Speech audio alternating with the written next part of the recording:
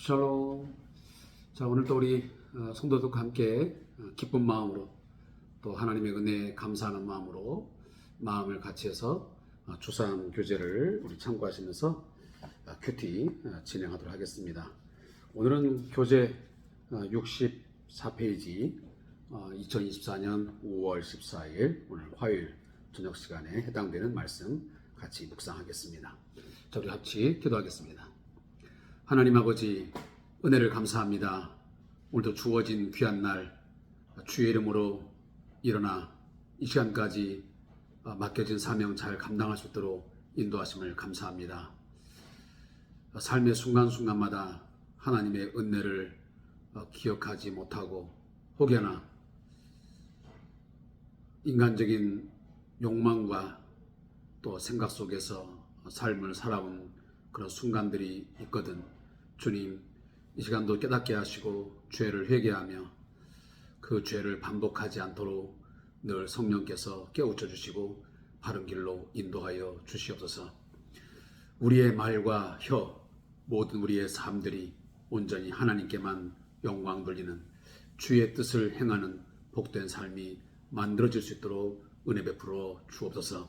늘 여호와의 전에 거하는 것, 주와 함께 거하는 것이 가장 큰 복이요 행복인 것을 깨달으며 살게 해 주시옵소서. 감사함 예수님의 이름으로 기도합니다. 아멘.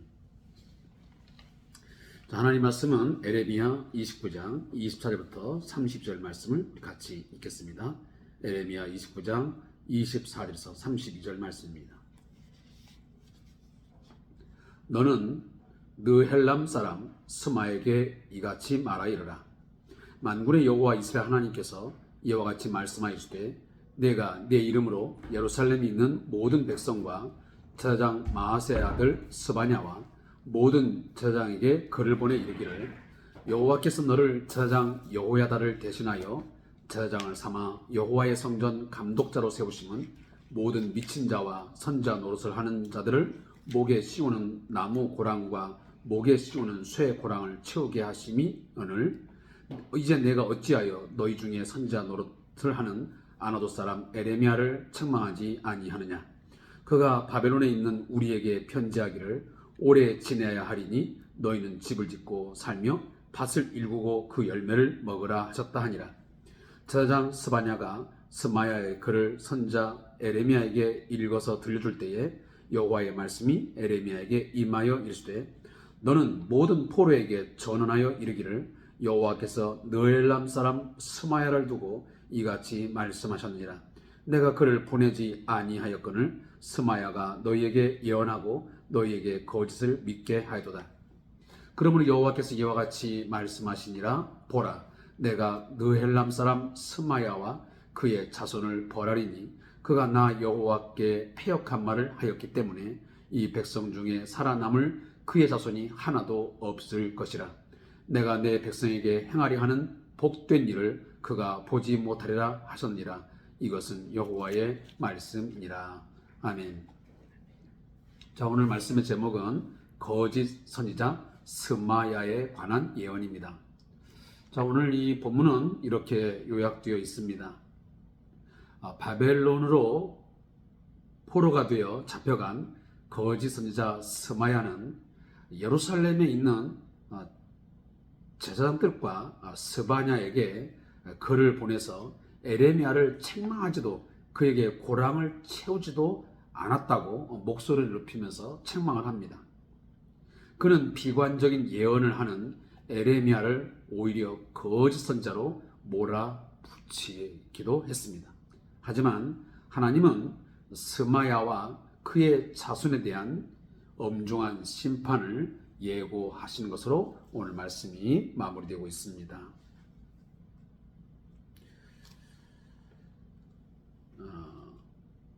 요즘에 보면 가짜가 진짜보다 더 화려하고 더 크게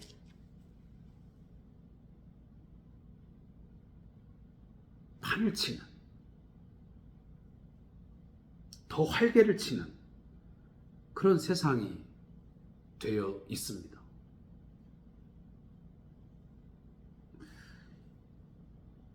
이 언어가 이 시간에 뭐 그렇게 합당할지는 모르겠지만 우리 과거의 그 속담에 이런 말을 되뇌입니다. 똥낀 놈이 성낸다는 말. 오히려 가짜가 어찌 보면 죄를 짓고 잘못된 사람이 목소리를 내지 못하고 얼굴을 듣지 못하는 세상이 되어야 이게 정상적인데, 오늘 우리의 세상은 가짜가, 거짓된 것들이, 사기성이 농후한 것들이 오히려 더 부각되고 더 드러나고 더 화려하고 잘 되어지는 것 같은 그런 세상이 되어버렸습니다. 제가 초두에 이 말씀을 드린 이유는 오늘 본문에 들어가 보면 앞에도 나와 있는 거짓 선지자 한 사람이 나왔습니다. 하나냐라고 하는 사람. 근데 오늘 본문에 스마야라고 하는 사람이 또 등장을 합니다. 이 사람은 느헬람 사람이라고 오늘 성경은 기록을 합니다. 이 거짓 선지자 스마야가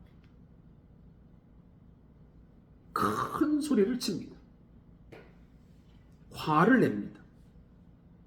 오히려 참 선지자인 에레미야를 징벌하지 않았다. 오히려 더 큰 소리를 치면서 위력을 발휘하는 것이 오늘 본문의 시작입니다. 그래서 오늘 본문에 보면 너는 느헬람 사람 스마야에게 이같이 말하 이르라. 만군의 여호와 이스라엘 하나님께서 이와 같이 말씀하시기를 네가 네 이름으로 예루살렘에 있는 모든 백성과 제사장 마아세 아들 스바냐와 모든 제사장에게 글을 보내 이르기를 여호와께서 너를 제사장 여호야다를 대신하여 제사장을 삼아 여호와의 성전 감독자로 세우심은 모든 미친 자와 선지자 노릇하는 자들을 목에 씌우는 나무 고랑과 목에 씌우는 쇠 고랑을 채우게 하심이오늘 이제 내가 어찌하여 너희 중에 선지자 노릇하는 아나도 사람 에레미야를 책망하지 아니하냐. 이 거짓 선지자인 스마야가 당시에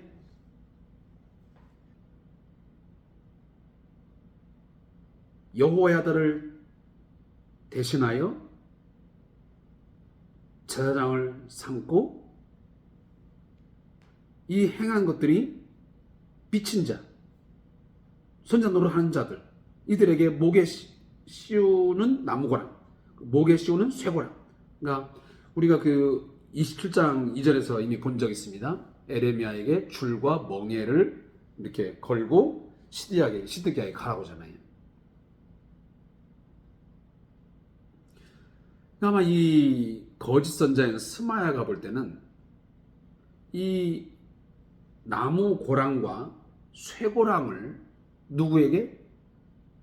에레미야에게 씌워서 고통을 가하고 잘못되었음을 해야 되는데 그러지 않았다고 오히려 책망을 합니다. 정상적으로 보면 사실은 이 거짓 선자인 스마야가 목에다가 나무 고랑과 그리고 쇠고랑을 채워서 억압당해야 되고 그가 고통을 겪어야 됨이 마땅합니다. 근데 오히려 이 스마야는 에레미야에게 그렇게 하지 않았다. 그래서 심지어 에레미야의 그 책망의 소리, 우리가 앞에서 봤지만 너희들은 바벨론 왕에게 뭐하라? 순종해라. 그리고 그 땅에서 너희들이 농사를 짓고 거기서 열매를 먹어라. 그리고 바벨론의 평안을 빌어라. 이런 말을 한 이 에레미야가 가짜라는 것입니다. 그것은 여호와의 뜻이 아니고 여호와께서 주신 말씀이 아니라는 거예요. 그리고 자신이 준 말이 결국은 참이라는 거죠.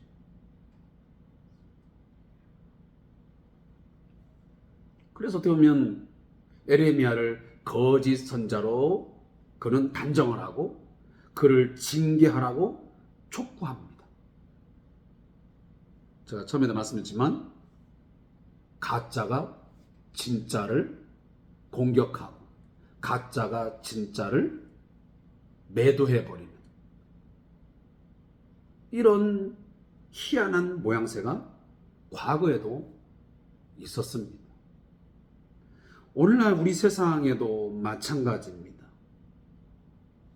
정말 참말을 하고 진실하게 살아가는 사람들이 오히려 거짓을 말하고